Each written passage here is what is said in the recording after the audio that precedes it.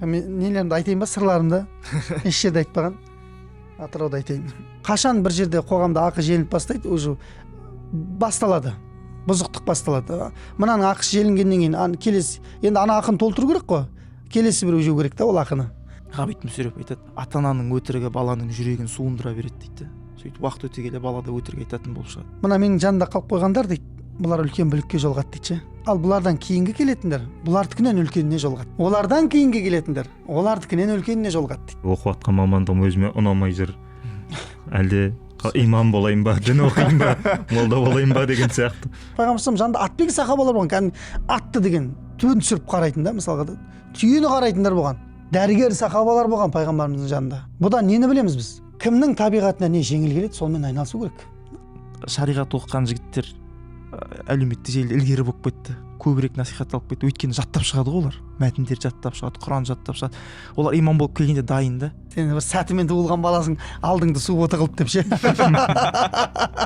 Мұхтар Әуезов айтады осы жөнінде. Ұстаздар кітаптан оқиды, жаңағы уақытын құртады оған. Ол кітап дегенде бір кітап емес, ол бірнеше кітап оқылады бір дәріс үшін. Бірнеше томдар оқылады. Томның ішінде бірнеше тарау бар.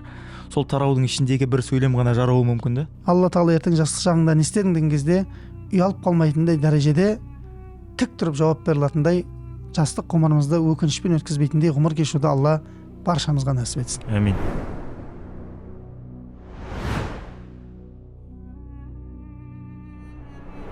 Ассалаумағалейкум, қадірлі біздің Иман Лайф подкаст жобасының көрермендері. Қасиетті Рамазан айында ұстаған оразаларыңыз қабыл болсын. Бізде Иман Лайф жобасының кезекті шығарылымы. Бүгін бізде ерекше меймандармен саны шыққалы отыр. Және де бүгінгі қозғалатын тақырыбымыз жалпы еңбек, адалдық, руханият, жастардың тәрбиесі сияқты қоғамдағы бір өзекті тақырыптарға арқау болатын болады. Ендеше құрметті көрермендер, біздің YouTube арнаның көрермендері, осы біздің Иман Лайф YouTube арнасына тіркеліңіздер. Әлеуметтік желідегі алдымен парақшаларға тіркеліп қойды ұмытпаңыздар деп айтқымыз келеді. Бүгін біздің қадірлі меймандарымызды таныстырып өтейін. Бүгін бізге келіп отқан арнайы қонағымыз бар. Елімізге белгілі исламтанушы ұстаз, Алла елшінің өміріне қатысты біраз еңбектердің авторы Нұрсұлтан Рысмағамбетұлы ұстазымыз келіп отыр. Ассалаумағалейкум, қош келдіңіз. Рахмет. Және де біздің осы Иман Лайф подкаст жобасының тұрақты спикері, ұстаз Иманғали орталық мешітінің наиб имамы Қанағат Қалыбай ұстазымыз. Ассалаумағалейкум. Қош келдіңіздер. Алла разы болсын келгендеріңізге. Рахмет. Оразаларыңыз қабыл болсын. Өздеріңіздің. Нұрсұлтан ұстаз, сізге ерекше алғыс айтамыз уақыт бөліп келгеніңізге. Бұл енді біздің Атырау жеріне осымен алғаш рет емес келіп отқаныңыз. Біздің мұнайлы өлкемізге бұдан бұрында келген едіңіз, және де сол 2 жыл бұрын келгенде де дәл осы студияда сізбен сұхбаттасқан болатынбыз. Енді Алланың қалауымен бүгін тағы да сізбен бір сұхбаттасудың сәті түсіп тұр екен. Алла разы болсын. Қош келдіңіз. Рахмет, қош көрдік. Жалпы қалай Атырау өңірі сізге ұнап жатыр ма? Несі Атырау дегенде сізге несі ме ұнайды? Мұнай дейді. Мұнай мен балығынан басқа. Атырау елі деген кезде енді көп нәрсені еске түсіреді ғой. Енді Аллаға шүкір, Алла тағаланың берген нығметтері бұл жерде өте көп қой. Біріншіден аса қамқор, ерекше мейірімді Алланың атымен бастаймыз. Сүйікті елші пайғамбарымызға сансыз салауаттар, есепсіз игіліктер жолдансын. Атырау халқына Алла тағала берекет берсін. Амин. Көп нәрсе еске түседі ғой. Енді біріншіден халқы өте тамаша, Алла разы болсын. Яғни бір сөзді деп айтсақ болады. Одан кейін бұл жерге берген Алланың нығметтері өте көп. Теңізі бар, мұнайы бар, газы бар деген сияқты Қазақстанның экономикасына сүбелі үлес қосып тұрған бірден бір батыстағы облысымыз. Құдай тағала берерін тауыспасын. Осы жерден әйтеуір бүкіл қазаққа Алла тағала ризығын шашып тұратын бір керемет аймақ болып қала берсін әрқашан. Амин. Рахмет тілегіңізге. Ұстаз, енді бізге келгеннен кейін бүгін сізді тыңдаймыз, Құдай қаласа. Біраз сізді сөйлетейін деп тұр екен. Жалығып кеткен шығарындыр. Енді жалпы әлеуметтік желілерден де көріп, сізді бақылап қарап отырамыз ғой. Жасап жатқан жобаларыңызды, істеп жатқан жұмыстарыңызды Алла береке берсін дейміз. Көптеген жақсы игі істерді атқарып жатсыздар. Көптеген еңбектер жарыққа шығып жатыр. Берекелі болсын. жалпы енді бүгін біздің жалпы осы подкастымызда жалпы көптеген көрермендерден сауалдар келеді, жаңағы әлеуметтік желіден деген сияқты, осы жалпы жастардың тәрбиесіне қатысты, қоғамдағы мынау адалдық, еңбексүйгіштік деген сияқты ұғымдарда осы тақырыптарды айтсаңыздар деген сияқты. Енді жалпы енді осы адалдық ұғымы туралы алдымен, жалпы адал адам деген кім, жалпы мұсылман дегенде қандай адам елестеу керек көзге, алдымен осыдан бастасақ әңгімемізді. Енді мұсылман деген нәрседе бізде енді құжат деп айтайық, біз қазір төлқұжат, құжат, паспорт деп айта береміз ғой. Мұсылман деген кезде мұсылманның құжаты бар да өзінің. Пайғамбарымыз саллаллаху алейхи ва саллям хадисінде айтқан: "Әл-муслиму мән салим әл-муслимуна мин лисанихи ва ядихи" дейді. Мұсылман деген кім десе, өзге бір мұсылмандар оның тілінен де, қолынан да аман болатын кісі деген. Яғни ол ешкімге ешқандай тарапынан зиян бермейтін адам деген сөз. Бұл мұсылманның, біздің анықтамамыз осындай негізінде. Екінші бар анықтама бар, яғни Құдай тағала, бұл ислам, мұсылман деген нәрсе бойсыну деген ғой өзі. Құдай тағала бұйырған нәрселерге бойсынып, тыйған нәрселерден қайтатын кісі деген мағынаны береді. Сондықтан да Құдай тағала бізді ешқашан жамандыққа бұйырмайды. Бұның артынша адалдық келіп жатыр ғой енді жаңа. Құдай тағала да, пайғамбарымыз да бұл өмірге келуіндегі миссиясы сол. Не дейді? Бу'исту ли утаммима макаримал ахлақ. Мен сендерге көркем мінезді кемеліне жеткізу үшін жіберілген елшімін дейді пайғамбарымыз айтады. Демек, кемел мінез деген нәрсе ол бар адам. Бірақ адамдар оны жоғалтып бара жатты. Соны мен реттеп жүйеге қою үшін келген мұғаліммін дейді пайғамбарымыз саллаллаху алейхи ва саллям. Демек, мұсылманшылықтың арты неге апарып тіреледі? Көркем мінезге. Ал көркем мінез дегеніміз не десе? Көркем мінез дегеніміз бұл пайғамбар саллаллаху алейхи ва саллям сипатталған мінездер. Оның ішінде не бар? Оның ішінде адалдық бар. Басында ең бірінші әлбетте. Оның ішінде қиянат жасамау бар. Оның ішінде сөзінде тұру бар. Оның ішінде өзгеге зиян бермеу бар. Оның ішінде алдамау бар. Оның ішінде тараздан ұрмау бар саудада. Оның ішінде отбасына жақсы болу бар. Оның ішінде қоғамға пайдалы болу бар. Оның барлығы неге жатады? Бұның барлығы адалдыққа жатады. Ал енді адалдық деген нәрсені бір хадиспен сипаттайтын болсақ, пайғамбарымыз саллаллаху алейхи ва саллям кез келген істі кемеліне жеткізетін кісі бұл Алла тағала жақсы көретін кісі дейді. Яғни бірдеңені ұрып қалайын, бірдеңені бүйтіп қалайын, сөйтіп қалайын, мына жерден бірін жеп қалайын деген сияқты нәрселерден ада болған, сондай бір таза оймен, кіршіксіз ықыласпен өз қызметін, қандай сала қызық емес. Бізде ешбір сала қызық. Қай салада болсаң да адалдықты ту етуің керексің да. Міне сол. Ең басты ниеттен басталады. Әрине, ниет бар, ықылас бар, и сол өзіңнің жұмыс істеп жатқан жеріңе адалдығың бар да. Кім қандай жұмыстасың? Мемлекеттік қызметтесің ба? Мемлекетіңе адал бол. Мысалы, имамдық қызметтесің ба? Халықтың алдындағы қызметіңде адал бол. Мұғалімсің ба? Балалардың алдында адал бол. Ақысын жемеу ғой, яғни. Адалдық деген ақысын жемеу деген ғой. Қашан бір жерде қоғамда ақы желініп бастайды, уже басталады. Бұзықтық басталады. Мынаның ақысы желінгеннен кейін келесі, енді ана ақын толтыру керек қой. Келесі біреу жеу керек та ол ақыны.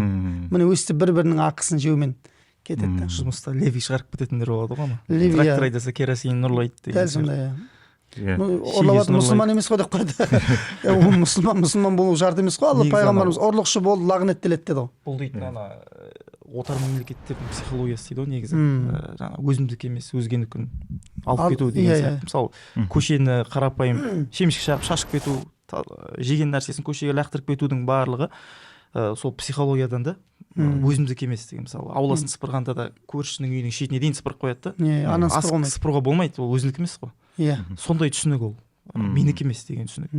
Біз қоғам ретінде өзімізді тәрбиелеу үшін ортақ нәрсе керек қой бізге. Енді қоғамның алдында ақымыз бар ғой. Сондай нәрсе да. Ол жаңа мысалы шемішкені тастадың, менің бір шемішкем не шешеді деген сияқты ғой жаңа. Сенің шемішкең сенің ақыретіңді шешеді негізінде. Пайғамбарымыз хадисінде келіп тұр ғой өйткені. Әл-иману бид'ун ва саб'уна шуба бар ғой хадисте. Иман 71 тармақтан тұрады дейді. Оның алаһы ең ұлысы, ең біріншісі ла илаха иллалла дейді. Ва аднаһа ең төменгісі имататул аза анит тариқ. Жолдан зиян беретін нәрсені алып тастау. Ана бір хадисте келеді, пайғамбарымыз бір кісі келе жатты дейді, жолда зиян беретін нәрсені алды да, адамдар өтетін жолдан тікенді алып тастады дейді. Алла тағала оны кешірді, және оған рахмет айтты дейді. Хадис бұл сахих хадис, Мүслимде келеді. Алла тағала оны кешірді дейді. Не үшін кешірді? жолдағы затты алып тастағандық үшін дейді, жаңағы зиян беретін. Біз ана машиналар, мысалы машина жолда бір не жатады да, андай ше, бір мысыққа басып кеткен. Бың үстінен басып өте береді ана. Біреу түсіп аваринка жағынан алып тастауға болмайды да. Ана асфальт қан болған әбден. Или бір жағына түсіп кеткен, жаңағыдай бір ағаш па, бұтақ, талдың бұтағы ше. Айналып өте береді ана, бүйтіп пробка создавать етсе де айналып өте береді да. Ана шығып алып тастауға сонда сенің шамаң жетпей ме? Егер де білсе ғой дейді сол адам, соны шығып алып тастау, оның арты Алланың кешіріміне апаратынын білсе ғой дейді да. Бірақ оны жаңағыдай ғой, мен алып тастауым керек пе? Мен істеуім керекпін ба дейді. Сен істеуің керексің. Қоғам адамдардан тұрады осындай. Яғни ақы желмен. Енді қараңыз, хадистің екінші хадистің шарқында айтады да, жаңа хадистің шарқын. Ал енді кімде-кім зиян берсе дейді жолға. Кім жолға адамдар жүретін жерге зиян берсе дейді. Онда керісіншесі болады дейді жаңа хадистің. Алланың қаһарына ұшырап, Алланың рахметінен алыс қалады дейді. Хадистің асты осындай шығады мағынасы дейді. Сол үшін сенің шемішкең, менің шемішкеме не, сенің шемішкең қарап қалыпты бәрі. Көрдіңіз ба? Ана пайғамбар саллаллаху алейхи айтады ғой, мұсылман бір дене секілді. Бір дене ауырса, бүткіл дене ауырады деп. Соны шәкәрім атамыз керемет мысалмен келтіреді. Бір залым кісі болған дейді. Сөйтіп бір күні талдың төбінде ұйықтап жатқан ғой жаңағы. Соны бір ауылдың адамдары келіп, "Мәм, осы түске дейін ұйықтаса жақсы болар еді" деп, екіншісі айтқан, "Кешке дейін ұйықтаса екен", үшіншісі "Тұрмай кетсе де болса, адамдар зұлымдығынан құтылады" деп. Сөйтсе әлгі сергек жатқан екен да әлгі адам. Соны айтқан екен да, мен пайғамбарымыздың хадисі есіме түсті, мұсылман адам бір дене секілді. Сол ауру дене мен екен ғой. Мен екен қоғамды білдіріп жүрген. Әркім осылай түсіну керек та. Мысалы, қоғамға зиян беріп жатса, көшені шасып жатса, ашық тұрған нәрсені ұрлап кетіп жатса, сен ауру денесің, сен мұсылмансың, сен арқылы бүткіл мұсылманға ауру келеді. Бізде қазір бір сақалы бар адам, басында тақиясы бар адам көшеде біреуді боқтаса, бүткіл мұсылмандар жамандайды, барлығын жамандайды. Ол әлгі ауыр жүкті көтеріп жүргенін білмейді да ешкім. Осылай басқа бір топтағы адамдарға мұсылмандар жығып береді. Қай жағынан алып қарасақ та. Ол қыздарымыз болсын, ұлдарымыз болсын. Керемет. Жалпы енді мынау, енді осы барлығының бастауы тәрбиеден басталады ғой. Ар жағынан алып қарағанда. Енді біз тәрбие, қазақ айтады ғой, отбасынан басталады деп. Қана ұстаз, енді жалпы өзіңіз енді мешітте қызмет жасап жатсыз, имамсыз. Байқаймыз, жалпы енді осы мешітте жүргеннен кейін осы 90% көп адамдар отбасылық мәселелермен келіп жатады. Жаңа балаларының бұзықтығы, тентектігі, басқа да деген сияқты. Өздеріңізде енді былай көріп жүрміз ғой, енді осы тақырыптарда әсіресе аудиторияда жастар көп болғаннан кейін айтып жүргендеріңізді. Жалпы қандай өзекті салада мәселелер бар?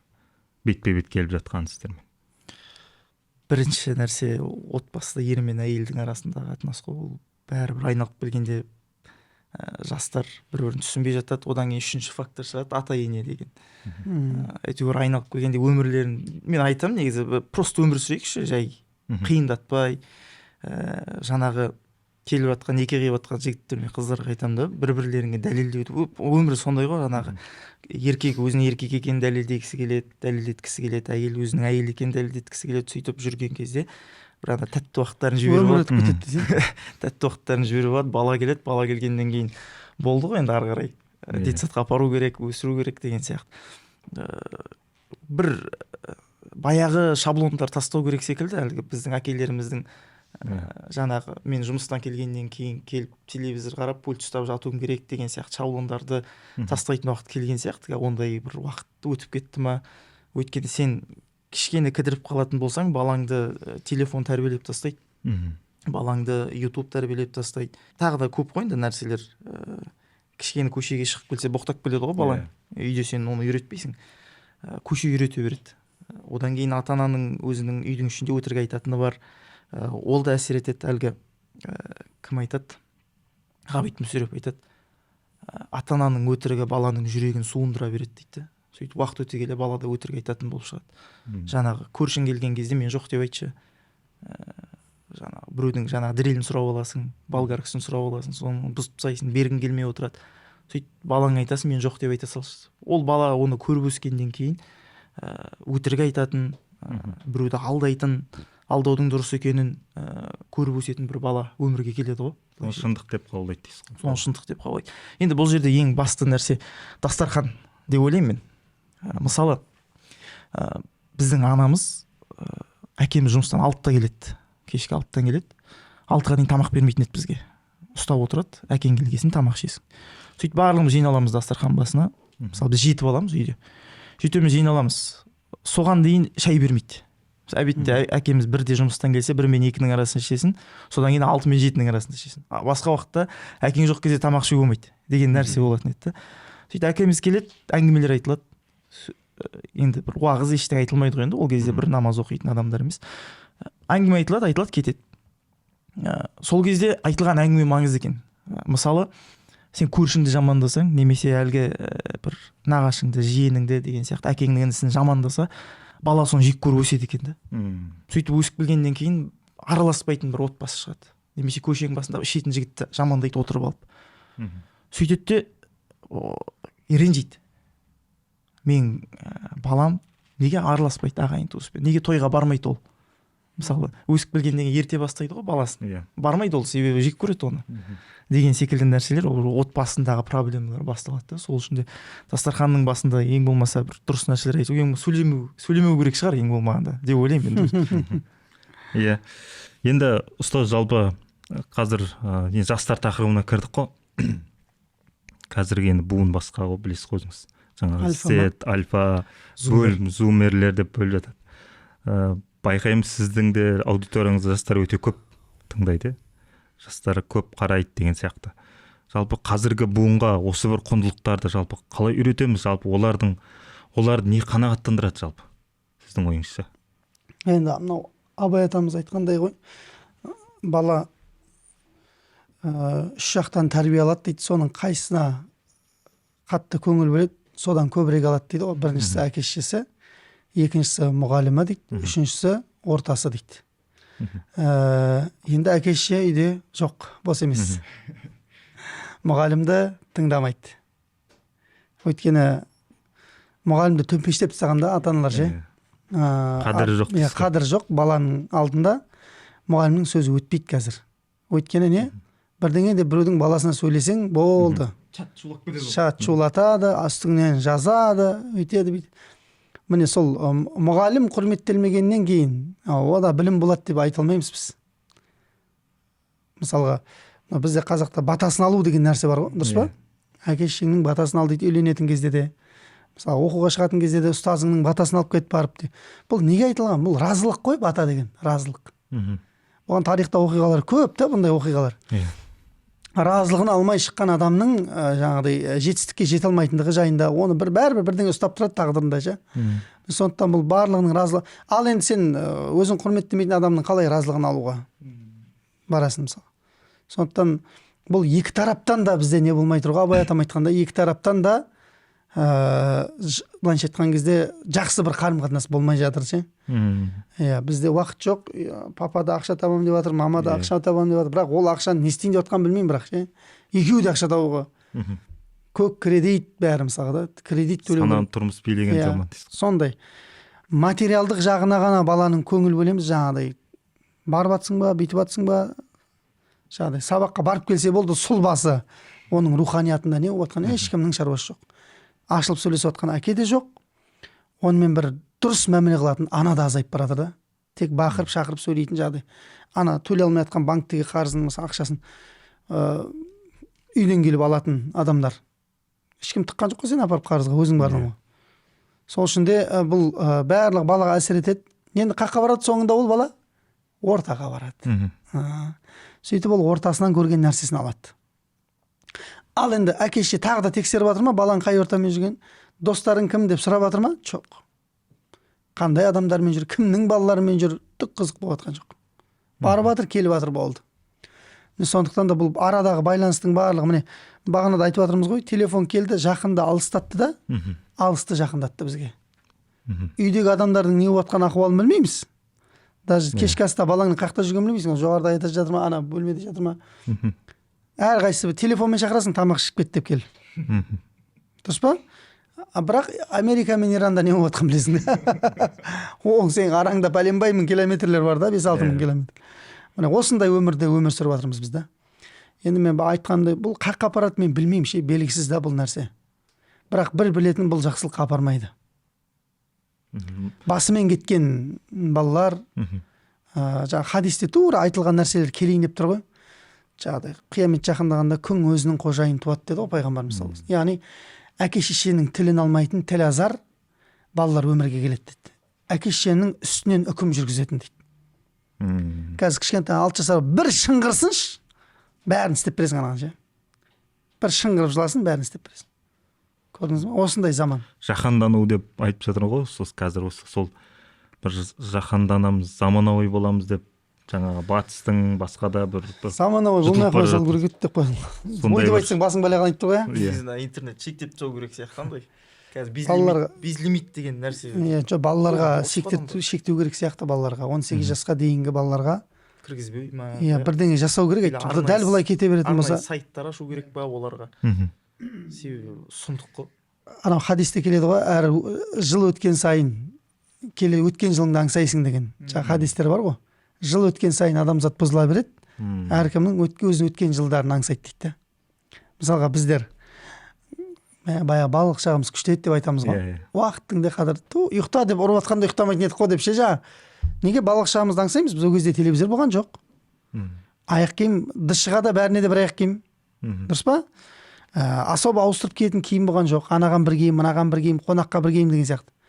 Ондай нәрсе болған жоқ. Үлкеннен қалған киім. Үлкендерден қалған киіп жүре бересің, разысың да. Неге біз балық шағымызды аңсаймыз? Дәл қазіргі біздің қолымыздағы нығметтер ол кезде болған жоқ. Адам неге өткенін аңсайды десек, өткені бәрібір жақсы болып тұрады екен ше. Сәби болғым келеді. Сәби болғым келеді деп бекер айтпаған екен ғой. Анандай тұжырымды айтады. Неге сәби болуды аңсайды? Өйткені күнә жасамайды ол кезде дейді. Жүрек тап-таза ғой. Тап-таза жүрекпен. Қазір анау күнәдан қарайған жүрек адам шаршатады ғой бәрібір. Әрине, адам шаршатады. TikToктан сол баяғы бала кездегі суреттер, сондай видеолар шығып жатса, лайк басып кетесің. Бетің жып-жылтыр болғанмен. Неге жақсы көреміз дегенде бағана хадис келеді да. Аңсайсың. Бала замана өткен сайын тек жамандық болады деген хадистер бар да. Мысалға анау неге келіп пайғамбарымыз Ухуд шайқасындағы неге келеді ғой.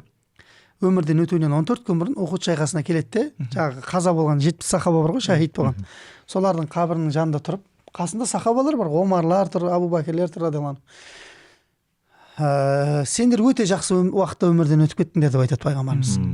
Сонда сахабалар біртүрлі оқып не айтып жатыр пайғамбарымыз? Өліп қалған адамдарға сөйлеп жатыр ғой деп. Мына менің жанымда қалып қойғандар дейді, бұлар үлкен бүлікке жолығады дейді ше. Ал бұлардан кейінгі келетіндер, бұлардікінен үлкеніне жолығады дейді. Олардан кейінгі келетіндер, олардікінен үлкеніне жолығады дейді. Уақыт өткен сайын бүліктер көбейеді дейді. Жердің бетін лаң алады дейді. Тіпті бұл бүліктер қою қараңғы түннің бүлігіндей болып қоюланады дейді. Қою қараңғы түн болады дейді. Қолын созған адам өзінің қолын өзі көрмей қалады дейді, қоюлығынан. Және сол бүлік кірмейтін шаңырақ қалмайды дейді пайғамбарымыз саллаллаху алейхи вассалам. Көрдіңіз ба? Уақыт өткен сайын деп жатыр ма? Өткен сайын деп жатыр. Міне айтып жатыр, семейный проблема, бала шаң бұндай проблема болған емес бұрын. Бірақ қазір бәрі бар да, проблема көп та. Медицина мықты дамыған, бірақ ауру көп та. Дұрыс па? Сондай нәрсе сияқты. Тамақтың түр-түрі бар, бірақ не? Аппетит жоқ та. Ауызашардағы тамақтар не деген тамақтар анау? Өміріңде көрмеген тамақтар да, бірақ не? Аппетит жоқ адамда. Кішкентай нәрсе жейсің болды. Жерім ауырады, сақырым көтеріп кетеді, бүйтіп кетеді, сөйтіп кетеді. Көк соғымыз да. Көрдіңіз ба? Міне осындайда уақыт өте береді, тек қиындай береді. Сонда сахабалар айтты, я Расулалла, сен бір естіп жатқан сияқты қылып айтып тұрсың ғой мыналар әңгімені дейді, жаңағы қабірдегілерге. Пайғамбарымыз айтады, бұлар сендерден қатты естіп жатыр дейді. Өкінішке орай жауап бере алмай жатыр дейді. Бір ақиқат жайында айтқысы келіп жатыр олар да дейді. Бірақ сендерге айта алмайды дейді олар. Сол сияқты міне уақыт өткен сайын тек қиындай береді. Біз енді жақсы әйтеуір шүкір ғой дейміз ғой, ата әже көрдік бар ғой, мыналар не болады екен деймін да. Қазір енді сол құндылықтар бір өзгеріп бара жатқан байқайсыздар ма? TikTokқа, Инстаграмға кірген аттарында жазбайды ғой олар. Ең бір цифр бірдеңелер салып қояды. Комментарий жазғанда кім екенін де білмейсің. Жақсы нәрсе жазбайды еш олар. Мынау енді жалпы Мұхтар Әуезов айтады ғой. Мұхтар Әуезов атамыз. Басқадан кем болмас үшін жаңа білімді болу керек, бай болу керек, күшті болу керек. Білімді болу үшін оқу керек, жаңа бай болу үшін кәсіп керек, күшті болу үшін бірлік керек деген сияқты. Енді бізге келетін тақырыптардың көбісі енді сол білім тақырыбына келеді ғой. Жаңа дайректті ашып қалсаң да ұстаз қандай білім алсам болады, қандай мамандық оқысам болады, немесе оқып жатқан мамандығым өзіме ұнамай жүр, әлде имам болайын ба, дін оқиын ба, молда болайын ба деген сияқты көптеген тақырыптар келеді. Жалпы осы турасында не айтасыздар? Жалпы осы білім, ғылым игеру, бір қоғамға пайдалы тигізу үшін жалпы адам болғым келеді деймін. Иә. Қазір енді барлығы әлеуметтік желінің жаңа айтып ғасыр болғаннан кейін бәрі жаңа жеңіл блогер болғысы келеді. Молдалық жеңіл деп ойлайды деймін мен. Сондай болғысы келеді. Жалпы сол жастарға не айтасыздар? Қандай ой қосасыздар? Қандай кеңес бересіздер? Бірақ нәрсе айтамыз ғой. Күллун муяссарун лима хулиқа лаху деген қағидамен бойынша осылай айтамыз да. Кімнің табиғаты қай нәрсеге басым келсе, ол сол мамандықтың иесі болған жақсы. Басында ана мамандықты көріп, анаған бір қызығып, мынаны бір көріп, мына ондай адамдардың өмірдегі орын табу өте қиын ше. Жел тұрса болды, секіріп кете береді ол. Мамандық ауыстыра береді мысалға да. Өзінің бір арнайы несі жоқ, мақсаты жоқ. Мен мынадай болам. Сен электрик болсаң да, мысалы біз анау қоғамда онша қатты не қыла бермейді, байқайсыздар ма? Мен электрик ғой деп менсінбейді да, сантехник. Қырып жатыр ғой олар деген қазір, таза солардың заманы болып жатыр ғой. Автоэлектрик, механик. Очередь жалынасың ғой, Сергей істеп берші, пожалуйста деп ше. Жауап та бермейді олар. Я был занят деп қояды, болды. Неге обязательно сондай нелерге ұрына береміз деймін да, жаңағыдай мысалға да. Сенің өзің мысалы адамның қанымен берілетін де мамандықтар болады, білесіздер ма? Мысалы, әкесі мықты механик болған кісілер бар да. И ана бала соны кішкентай кілт ұстаса болды, кете береді ана қолы сондай да оның. Анау жаңа сынықшылардың балалары сынықшы болады ғой, білесіздер ғой? Бұл қаннан берілетін нәрсе да. Оқымайды ол, бірақ не? Біледі да адамның жаңа нелерін, точкілерін біледі да, буындарын бәрін. Сондай сияқты да, ананы көрсе анаған секіреді, мынаны көрсе мынаған секіреді. Жоқ, адам өзіне табиғатына сай келетін мамандық таңдау керек та. Бізде анау сахабалардың бәрі бір андай не сияқты көреді да. Сахабалардың бәрі бірдей ғалым болған жоқ. Қанша сахаба болды? 124 мың сахаба болды, дұрыс па? 400-ге жуығы ғана біліммен айналысқан. Қалғандар не істеп жатыр? Қалғандары жорықтарда болды, қолбасшылар болды, саудагерлер болды, мұғалімдер болды. Осылай қоғамда қандай не бар? Атбегілер болды. Мысалы, пайғамбарымыз жанында атбегі сахабалар болған. Кәдімгі атты деген түн түсіріп қарайтын да, мысалға да. Түйені қарайтындар болған. Дәрігер сахабалар болған пайғамбарымыздың жанында. Бұдан нені білеміз біз? Бұдан білуіміз керек болған нәрсе, кімнің табиғатына не жеңіл келеді, солмен айналысу керек. Ананы бір көріп, мынаған секіріп, мысалы, имамдықты бір көріп, қызық деп ойлайды, ана күшті, жаңағы тарауыққа шығып жатқан, ой, машалла. Халықтың ықыласын, жақсы жерлерін көреді. Иә, жақсы жақтарын көреді. Жақсы, өзіңді сол салада көріп тұрсың ба, проблема жоқ. Имам бол, ұстаз бол, қызмет жаса, ағартушылықпен айналыс, проблема жоқ. Бірақ өзіңді білесің да, тайқып кете беретін біреусің да. Керек емес онда саған. Жел тұрса кетіп қалады. Дәл сондай нәрсе да, адам өзінің табиғатына қарау керек. Бұл хадистерде, сахабалардың өмірлерінде де келеді ғой, жаңағы анау Тамим ад-Даридің өмірбаянында келеді ғой. Радиаллаху анху. Бір кісі келіп, табиғин ба кісі келіп айтады ғой. Тамим, сенің тахажжудың енді атақтысың ғой дейді. Сен тахажжудың намазыңмен атақтысың ғой дейді. Бізге айтып берші тахажжудың туралы дейді. Айтпайды да, менің адамдар білетін 1000 ракағатымна дейді. Ешкім білмейтін түннің соңғы бөлігіндегі 2 ракағатым абзал дейді. Жоқ, енді өстесіңдер, сендер сұраса айтпайсыңдар, сұрамаса өздіктерінен бірдеңе демейсіңдер деп ана ашуланады, жаңа табиғин бар ғой. Сонда Тамим ад-Даридің күшті сөзі, бұл қағида өмірлік. Былай деп айтқан сөз бар. Мен жаңа сөзімен дұрыстық болсын. Алла тағала саған жорыққа шығуды жеңіл қылған болса дейді. Мен үшін тахаджудты жеңіл қылған болса дейді. Әркім өз саласымен айналысса, сол жақсы болмас па еді дейді. Қазір мен саған тахаджудтың туралы айтамын дейді. Босқа сен не істейсің дейді. Өзіңді әурелейін деп тұрсың ғой, бірақ істей алмайсың оны дейді. Қазір сен маған жорығың туралы айтасың дейді. Мен оны істей алмаймын дейді. Көрдің бе? Сол үшін әркім өзінің табиғатына сай келген нәрсемен айналыссын да дейді. Міне, сахабалардың сөзі осындай анықтамасы. Енді ұстаз, жалпы кітап оқу адамға жалпы үлкен бір руханиятына бір пайда беретін дүние, жалпы кітап оқу ғой, білесіз. Бұған дейін де жалпы осы подкасттарда талқылап жүрдік. Жалпы өздеріңіздің де жаңа кітап оқитын жамағаттарыңыз бар, топтарыңыз бар деген сияқты.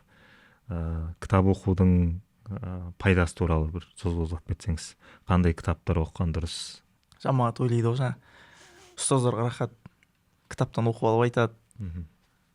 жеңіл деген секілді нәрселер. Ана Мұхтар Әуезов айтады осы жөнінде. Ұстаздар кітаптан оқиды, жаңағы уақытын құртады оған. Ол кітап дегенде бір кітап емес, ол бірнеше кітап оқылады бір дәріс үшін. Бірнеше томдар оқылады. Томның ішінде бірнеше тарау бар. Сол тараудың ішіндегі бір сөйлем ғана жарауы мүмкін да. Оны көрмейді ғой жамағат. Ол жерде тек қана айтылған тәтті сөзді оқып алып айта салды. Жаңағы кітапты алдына қойып қойды, айтты деген секілді нәрселерді ойлайды да. Сөйтіп, может, имам болғысы келетін шығар кейбір адамдар, жеңіл немесе ұстаз болғысы келетін шығар, бірақ оның артында үлкен көз майын тауысқан, жаңағы қараңғы жерде отырып көзін құртқан, денсаулығын құртқан деген секілді нәрселердің бәрін ұмыт қалдырады да. Енді бұл жаңа ғылымдық жағына кетсек, ал былай енді қарапайым тұлға ретінде кітап оқу керек болса, енді оны бірнеше рет талқылап тастадық қой осы жерде. Көркем әдебиет оқу керек шығар. Басқа енді ол оқимын деген адам туалетте отырып газетте де оқи беретін еді ғой. Оқымайтын адамға не тықпаштасаң да, енді бұлар қазіргі жастарды оқымайды деп айтуға да болмайды, себебі неше түрлі посттар оқиды әлеуметтік желіден олар. Неше түрлі третистан өсек оқиды. Бірақ оқиды. Бәлкім енді ол нәрсе оның миын қатты бір дамытпайтын шығар. Бірақ оқып жатыр, просто бұл жерде тиімді нәрсе оқу керегін шығару керек ортаға қарай. Өзіне керек нәрсесін. Бізде мынандай нәрселер бар еді, ұстаз шариғат оқып жүрген жігіттер экзамен жақындағанда қуып бастайды, басқа кітаптар оқып бастайды өзі. Дәл сондай, шайтанның уасуасы. Уасуас салады, өзіне керек нәрсесін оқымайды да. Мысалы, медицина саласында жүрген болсын, басқа мұғалімдік болсын, өзіне керекті кітаптарды оқымайды да олар. Болмайтын нәрселерді оқып жүреді. Содан кейін экзаменде құлайды. Немесе ертең бір жерге жұмысқа барғаннан кейін тәжірибе жетпей жатады да оған, себебі оқымаған ғой. Бірінші адам өзіне керекті нәрсені оқуды білу керек. Мысалы, мұғалімдік. Мен бірінші мамандық мұғалімдік болдым. Жаңа мектепке практикаға барамыз ғой 4-ші курста. Сол кезде группаластарымыз бар. 5-ші класстармен бірге қосылып 5-ші класстың географиясын оқиды. Бітті ғой, одан қандай мұғалім шығады мысалы. Мысалы, көп салада жүрген мамандар осындай. Сол үшін дамымайды ол. Өзінің саласын жұмысқа кіргеннен кейін меңгереді ғой барлығы. Одан кейін ол қайдан дамиды ол. Неге мысалы шариғат оқыған жігіттер әлеуметтік желіде ілгері болып кетті? Көбірек насихат алып кетті. Өйткені жаттап шығады ғой олар. Мәтіндер жаттап шығады, Құран жаттап шығады. Олар имам болып келгенде дайын да. Имам болып келген кезде мына жақтан тәжвид оқып жатпайды ол. Ол дайын. Сол секілді қандай саланы оқыған маман да сол мамандықты жақсы меңгеріп келгенде ол 5-ші класстың географиясын оқып отырмайтын еді. Әлемде бір мемлекет жойылып, бір мемлекет қалыптасып жатқан заман ғой қазір. Сен әлі КСРО-ның кітабын оқып отырсың да ана жерде. Сол үшін керекті нәрсені керек уақытында оқу керек деп ойлаймын. Өте жақсы. Ұстаз, сіз не айтасыз бұған қатысты? Бәрібір айтады ғой жаңа. Телефон анау мынау дей береміз ғой, бәрібір негізгі ілім кітапта ғой бәрібір. Оны бабаларымыз айтып кетті өлең жырларында. Негізгі білім кітапта, кітап білім бұлағы деді. Бұлақ деген не? Бұлақ деген бастау да, яғни кітапсыз өмір жоқ та. Енді сол кітаптан аласың ғой, енді білімнің барлығын алғаннан кейін ол өмірдің несі болады дейді? Шырағы болады дейді. Көрдіңіз бе? Білім өмір шырағы болады дейді. Сондықтан да бүкіл білім бұл кітапта. Кітапты мынау кімнің күшті сөзі бар? Адхам әл-Асими деген үлкен ғалым кісінің айтатын сөзі бар. Дейді, біз артта қалып кеткен үмметпіз дейді. Артта қалып кеткен. Неге? Өйткені ана Европаны мысалға алдыра береді дейді. Европа қараш беткен, Европа қараш сөйткен деген. Европа сондай болмай не болады дейді. Олар аптасына бір кітап оқиды дейді. Бір жылда 200 кітап бітіреді дейді. Европадағы қарапайым адамның өмірі бір жылда 200 кітапты бітіреді дейді. 150 мен 200-дің арасында. Сен бір жылда 200 кітап оқымақ түгіл, 200 бет кітап оқымайсың ғой бір жылда дейді. Сосын қандай әңгіме айтасың? Міншіл, сыншыл, білімсіз болғаннан кейін бос арбаның даңғылы көп та жаңағыдай. Анағанда бір критиксің, мынағанда бір критиксің. Дым жоқ өзіңде, ішіңде ештеңе жоқ та. Ана хадисте келген Құраннан ештеңе жоқ, адам қирап қалған үй сияқты дейді ғой. Өзіңде ештеңе жоқ, бірақ не? Оққан адамдармен тартысқың келеді де сен ше. Ой, жарықтық ай, қоймайды ғой олар ше. Өзі бір кітап оқымаған. Жазуы дұрыс. Мынау несі дұрыс емес, орфографиясы. Қалай жазылу? Ана комментарийларында көрсең, сол сұмдық ана. Өтірі қай жерде, нүктесі қай жерде, леп белгісі қай жерде, мынаның Құдай сақтай көрсін. Бірақ мінсіл анда өзімізге келген кезде шаң жуытпаймыз да біз негізі.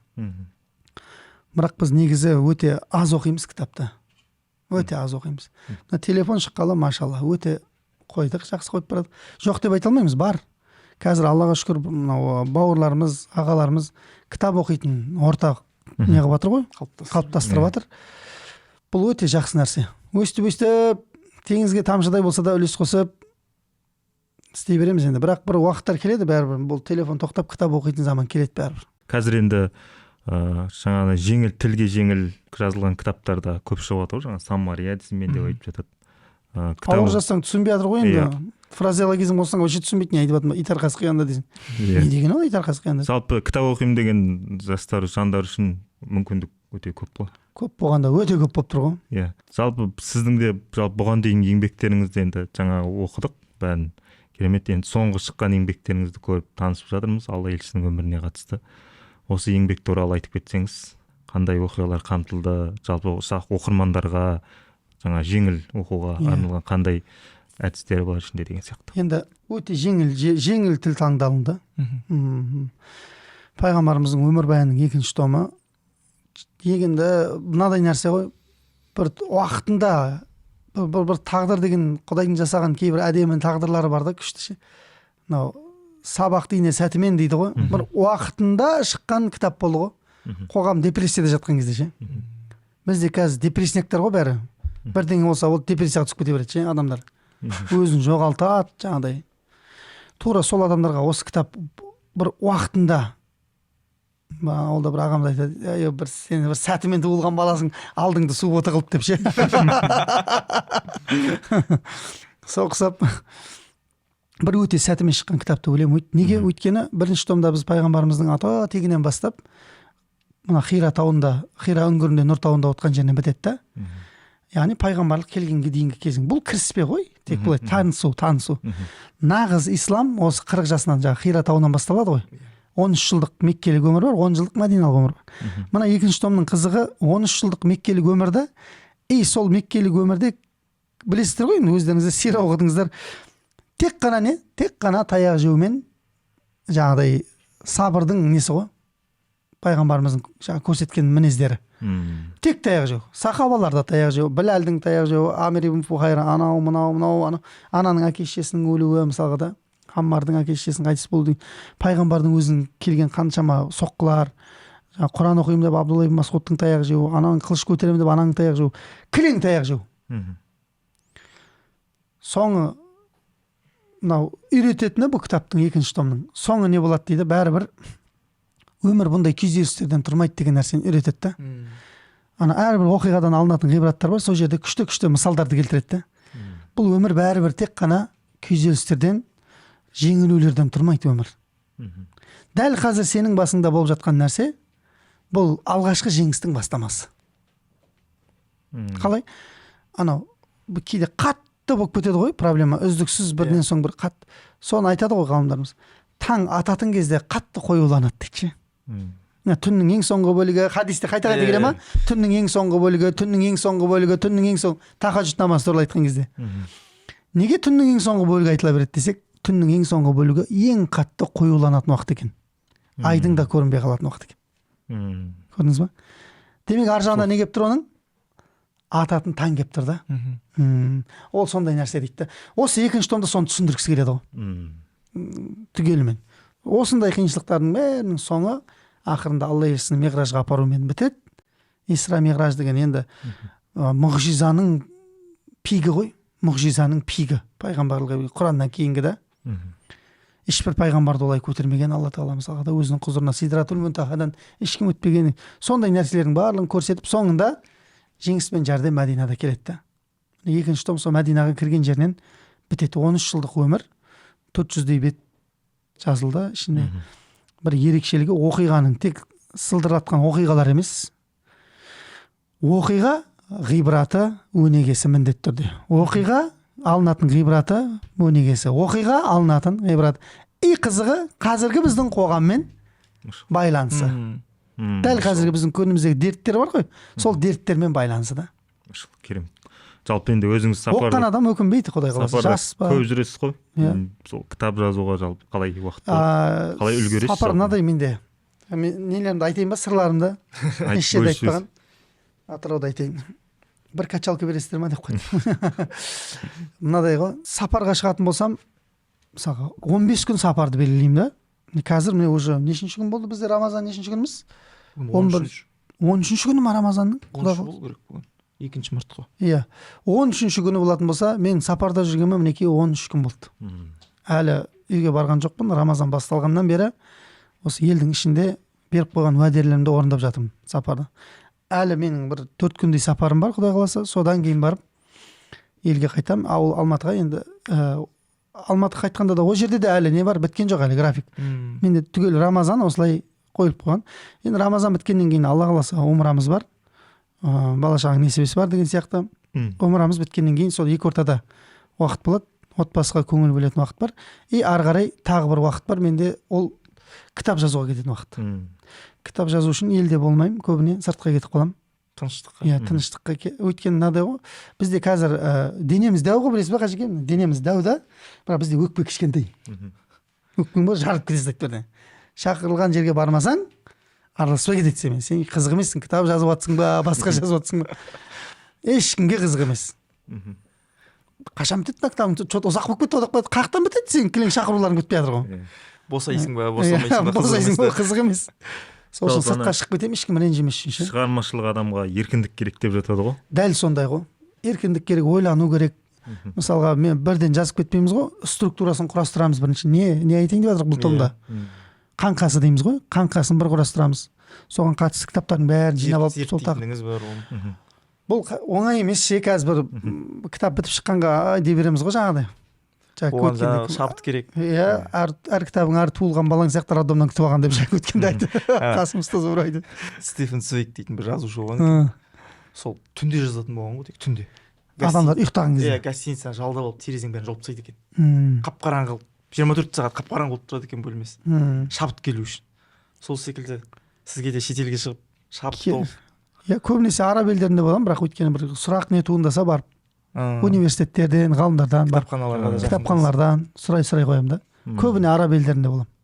Мұхтар Мағауин айтады ғой, бап деп. Иә, бап керек деп. Сол бап іздейтін болыпсыз. Иә, сондай. Жаңағыдай ғой, енді елде ол мен жамандағаным емес, Алла разы болсын. Шақырып, құрметтеп, мысалға тұсау кестіріп атады, неғып атады ғой енді.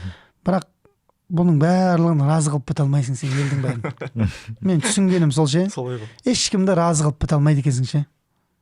Одан елде жоқпын деген бір ауыз сөз әдемі шешеді екен да бәрін. Ешкім ренжімейді ғой. Ешкім ренжімейді да. Бұл сырттан болды деген сияқты. Сол Аллаға мың да бір шүкір.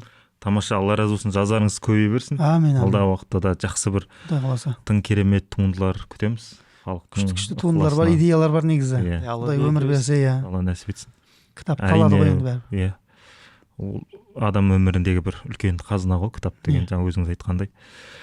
Жақсы жаңалықтар күтеміз. Енді жаңағы сапырылысқан қарбалас уақыттың арасында келіп бізге уақыт бөліп жатқаныңызға рахмет. Жаңа біздің әңгімемізде енді 1 сағатқа жуықтап қалған екен. Алла разы болсын сізге. Жалпы білетініңізбен бөліп жатсыз ғой. Қанаусы сізге де рахмет. Алла разы болсын. Енді айта берсек әрине тақырып көп, бірінен соң бірін кіре беруге болады. Ары қарай десе де уақыт бар деген сияқты. Енді біздің көрермендерімізге, жалпы біздің YouTube желісіндегі, Instagram әлеуметтік желіде әсіресе жаңа айтқандай жастар көп қарайды, көп пікір қалдырады деген сияқты. Осы бір тілегіңізбен, бір лебізіңізбен бөліссеңіз. Құрметті бізді енді тамашалап отқан жандар, өздеріңіз көре бермей бөлісіп, жан-жақтағыларға жақсылықтың тарауына себепші болыңыздар. Пайғамбарымыз айтқандай, жақсылыққа нұсқаушы оны істегенмен бірдей сауап алады дейді. Мысалға, менен бір нәрсені жеткізіңдер, сендерден естіген адам сендерден де жақсы оған амал қылуы мүмкін дейді. Сол сияқты сіздер де өздеріңіз біліп қана отырмай, жан-жаққа таратыңыздар, өзгелер де көрсін, өзгелер де өмірін жөндесін, ақыретін жөндесін. Бізді көретін барша жастарға айтарымыз, ағайын туыстарға айтарымыз, Құдай тағала мынау иманнан, исламнан қадамымызды ажыратпасын. Елдің ел болып қалуына, имандылықтың бүкіл қазақ шаңырағына тарауына барлығымыз жан-жақтан үлес қосайық. Иә, өйткені жалғыз тал орман болмас дейді, жалғыз ағаш орман болмас дейді. бұл әр жерден бір үргенімізбен бұл өте қиын барлығының жетуі. Сол үшін жан жақтан барлығымыз қаумалап осы қоғамның дұрыс болып қалыптасуына парасыз, ставкасыз, игромансыз, лудомансыз, жаңағы пайыз құмарсыз қоғам болып, дұрыс адам болып қалыптасуына барлығымыз сүбелі үлес қосуға шақырамын барлығымызды. Алла баршаңызға жар болсын, бауырлардың қызметіне Алла берекет берсін. Жастық шақтарыңызды бағалап, жақсы нәрсемен айналсыңыздар. Алла тағала ертең жастық шағыңда не істедің деген кезде ұялып қалмайтындай дәрежеде тік тұрып жауап берілетіндей, жастық ғұмырымызды өкінішпен өткізбейтіндей ғұмыр кешуді Алла баршамызға нәсіп етсін. Әмин. Рахмет ұстаз. Алла разы болсын тілегіңізге. Керемет.